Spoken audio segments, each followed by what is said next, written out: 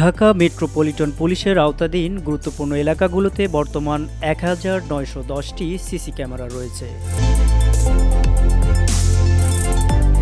এসব ক্যামেরার মাধ্যমে রাজধানীতে চুরি, ছিনতাই প্রতিরোধ, অপরাধ নিয়ন্ত্রণ এবং যানজট নিরসনে উল্লেখযোগ্য সফলতা পাওয়া যাচ্ছে। ভিউডি বাংলার এক বিশেষ সাক্ষাৎকারে জানিয়েছে ডিএমপির মিডিয়া অ্যান্ড পাবলিক রিলেশন বিভাগের নতুন অতিরিক্ত উপকমিশনার ADC NM Nasir Uddin. DMP এরিয়ার মধ্যে প্রায় ১৯১০টি ক্যামেরা সেট আপ আছে বর্তমানে। দুপুরে যে সমস্ত পয়েন্ট আছে সেই জায়গাগুলিতে ক্যামেরা বসানো আছে। ইভেন্ট ভিত্তিক, যেমন পহেলা বৈশাখ, ২১শে ফেব্রুয়ারি বা অন্য কোনো অনুষ্ঠান কেন্দ্রিক, বড় কোনো অনুষ্ঠান কেন্দ্রিক আমরা অস্থায়ীভাবে যতগুলো প্রয়োজন, যেমন আমরা প্রায় ২৫০ বৈশাখী অনুষ্ঠান কেন্দ্রিক আমরা স্থাপন করেছিলাম অস্থায়ীভাবে। এ সময় তিনি আরো বলেন, স্থায়ী ক্যামেরার পাশাপাশি বড় ধরনের জাতীয় অনুষ্ঠান ও উৎসবে অস্থায়ী ক্যামেরাও স্থাপন করে ডিএমপি।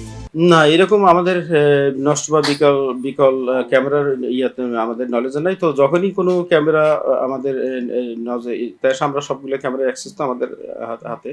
যখনই আমরা বুঝতে পারি যে কোনো ক্যামেরা নষ্ট বা বিকল হয়েছে, সাথে সাথে আমরা সেটা রিপ্লেস করা অথবা মেরামতের ব্যবস্থা গ্রহণ করি। ক্যামেরা নষ্ট বা বিকল হওয়ার বিষয়ে এডিসি নাসির উদ্দিন জানান, সেন্ট্রাল কন্ট্রোল রুম থেকে সব ক্যামেরা নজরদারি করা হয়।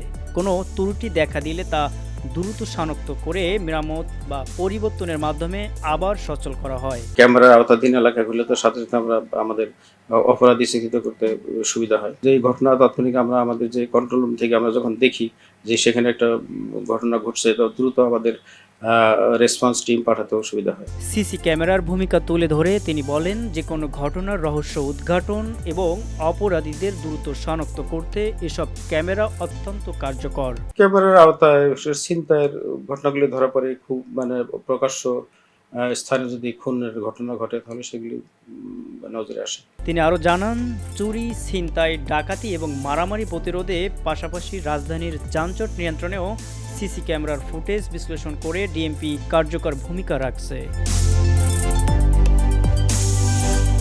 ইসমাইল হোসেন, ভিউডি বাংলা, ঢাকা।